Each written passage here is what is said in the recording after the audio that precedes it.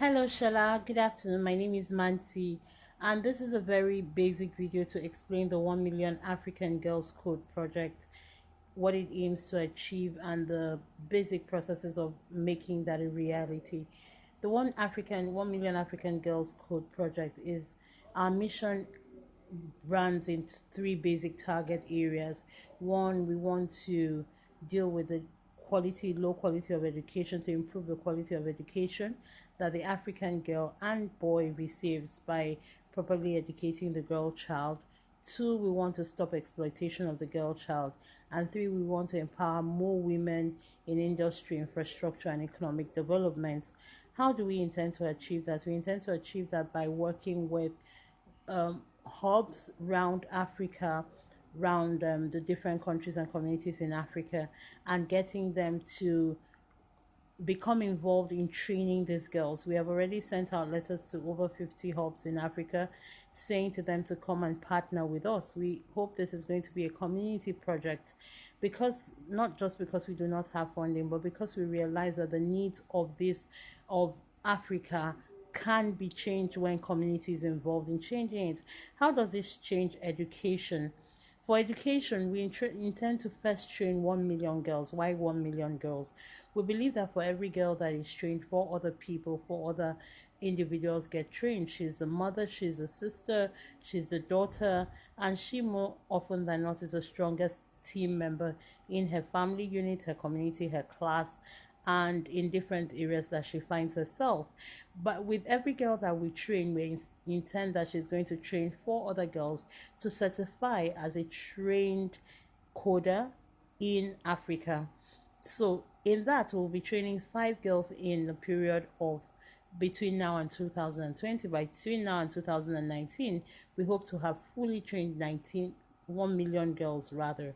By now, between now, 2017 and 2019, we want to have said we have trained 1 million girls, 1 million girls around Africa, and by 2020 we would have trained 5 million girls, because at which time we have less need for concentration. Yes, the concentration will be there, the mode for report will still be there. However, the strength of time and the team making would be less, by which time we have instructors, we have more evaluators, we have more learners on board that are putting in their hands to train more people. What are the issues this will solve? First, the issue of education. Let us talk about education. Education in Nigeria and in Africa would be better if we had more people crowdsourcing the information they need. We had more students understanding how they could get the information they needed to move from point A to point B. If we could also get the teachers accountable by having students that understand what quality education is, if we also could get students that understood what the parameters of education is, we could get teachers that become more concerned with upgrading themselves. We could get students who would be able to access more information that made them better employees, therefore changing the economy.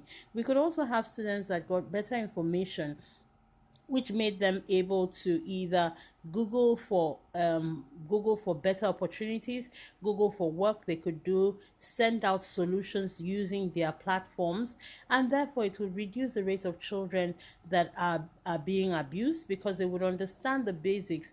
They would be able to employ other people that would work for them in all sense, also helping their economy, their immediate economy grow. With that, we have found security for them. With that, we have gotten them more engaged, that reduces the number of pregnancies we would have amongst the girl children. More often than not, the children, with working with teenagers for a period of 12 years, I have realized that the children that get most affected by these are the children that are left without guidance, have so much energy and do not want to know. That's the place of education. Education will change when the girls that code understand how to use the Microsoft tools.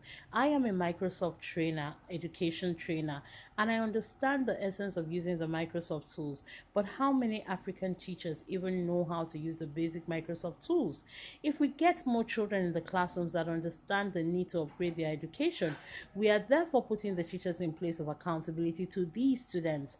That is one place of education. Also, we are upgrading them and enabling them to have the powers to be able to function in the future of jobs. What are jobs of tomorrow looking for? What are the companies of tomorrow going to be seeking? How do we get innovation? How do we get creativity? How do we get to reach stand at par with other Western countries? How do we get to even deploy the information we have in such a way that the Westerners can be able to feed from our own knowledge bank? These are the things that education will change with when the girls learn how to code.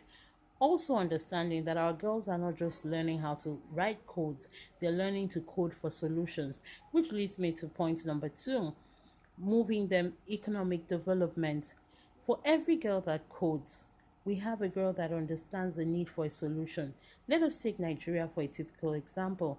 We have so much food wastage, yet we have so many people that are impoverished. Let us imagine a solution where a girl sits down and codes an app that helps us see where there are farms, that helps us see where we can get things as simple as ugu leaves, and helps us see how we can move, helps transporters see where they have those goods to move, and then helps the end user to see where they can buy in bulk for either sale, retail, or for personal consumption. Do you not imagine that more people would be able to sell off their products, and then at the end of the day they can even give it as charity to those that are in need? Yes, those are the economic solutions, because when money gets to the hands of everybody in the economy, we can basically move from just $1.9 a day to over $2 and over 3 and over 4 and over 5. These people have the produce. It would also encourage them to do more in agriculture. It would also encourage them to do more in marketing themselves. It would also encourage our finishing. We have lots of melon, we have lots of oil, we have coconut oil. Do we know how to use this? Do we also realize that simple solutions like using the bark of plantains can give us black soap? Black soap is the best soap that can be used for natural hair like mine. How do we know how many points that people have black soap? The people simply need to have a phone. They don't need to have an Android phone. They need to have a phone that sends out a code that says plantain, that says plantain bark, that says coconut shells, that says other things. These girls are coding solutions. They're looking into the problems of the economy and coding solutions. So with every 1 naira that Google pays for everybody that downloads the app, for every 1 kobo that Google pays, it keeps these children back in education, because it matters to us that these girls go to school. They cannot defend their education without being properly educated. If you understand what I mean, it's one thing to go through school, but it's another thing to be properly educated. This will keep the children in school. This will also, the funds they get from that will also help them to stay in healthcare. Yes, right now in Africa, we do not have a lot of healthcare payers. However, when the payers realize that a part of the fees they need to put into healthcare investment, insurance, and management is also funded by the children that will daily make this money, it makes it more feasible for them to invest. Also, talking about empowering the girl and the woman child, thinking of 2020 and thinking of the future of jobs, thinking of the number of men that are in the workforce. We're not here, the girls are not trying to struggle to be like the men, but they're struggling to put in more of their power. A girl is able to concentrate more at work despite all the things that she comes through. She goes through dysmenorrhea, she goes through mental challenges. When she's going through pressure at home, she has to create the balance to be a girl, to serve her community and all that. Imagine putting a girl that is able, with so much potential and with the understanding of the innovation, the creativity, the skill, and everything that she needs, the design that she needs to function in the fourth industrial revolution, into the marketplace. Imagine the solutions that that will bring. Thirdly, we talked about the exploitation of girls. I do not understand. We sometimes beg to think, because I have worked with the rural people, how would a girl that is in a class trying to code be very engaged with a farmer that is in the farm and think of losing her virginity or her dignity or having casual sex? That does not happen. How do these men find them? They find them at points of idleness. How do we teach them to collaborate in order to protect themselves? They will be able to reach resources that teach them how to protect themselves. They will also be able to build resources that aid their security. They will also be able to understand that going off to do prostitution or going off to do protocol work in other countries, where they can sit in Africa and create solutions that are needed, would basically not be needed when they have these opportunities. How does Microsoft come into this? These girls need to learn the tools where they can communicate everything that they do. It's one thing for them to learn how to code, it's another thing for them to be able to teach other people how to do the things they do. It's another thing for them to be able to draft things as simple emails. How can companies come in and say to us, yes, we're going to, at the end of the day, when they finish coding, how do they get the laptops? How do they get the applications? How do they get the software they need? How do you support us get them the right opportunities to just simply sit down, code, and with their coding funds, with their coding opportunities, ensure that they have internship, ensure that they have education, ensure that their health bills are paid. So this is how we intend to, what we intend to do with the 1 million African girl code project in Africa. We intend to get hub people that are going to say we're going to partner the Ubuntu way, because the economy is what we will make of it. Governance is what we will make of it. When we are able to partner, when they partner with us, we get them to train girls in their suburbs. We get those girls to train by 2019. We are hoping that with the strength with which we have started out, we would be have trained 1 million girls around Africa. These 1 million girls will be given a period of 6 months to train 4 girls to the standard which they know. So they will be given a random of 10 girls. From the 10 girls, 4 girls will fully certify. That is how they become certified. Those 4 girls will not also certify till they take out a year to train 4 other girls. Let us do the math. By the time it is 2021, 4 times 4 gives us 16. 16 million girls plus the first 1 million, 17 million girls would have been trained with code. Then also, it's not just the girls. Also understand that we're not even talking about just 16 million girls. We're talking that at the time we get to 2021, 16 million girls will be training another set of people, one at a time this time, that has to do with boys and girls. Every 6 months, let us think the level of information technology solutions that we would bring to Africa.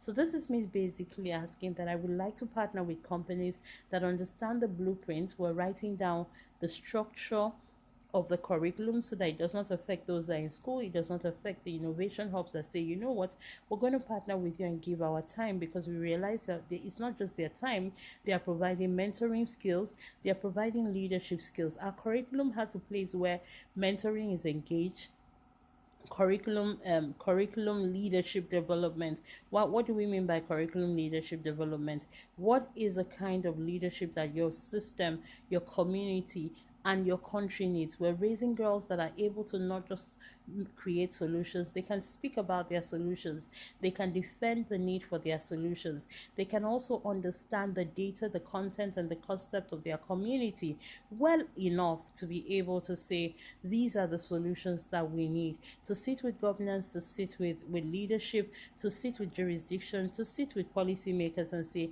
this is the change we need. Also, we are coding so that these girls are able to stay in school. We need more girls to stay in school, because when they stay in school, they'll become better mothers, they will raise better sons, they will raise better economies, and they will develop more nations.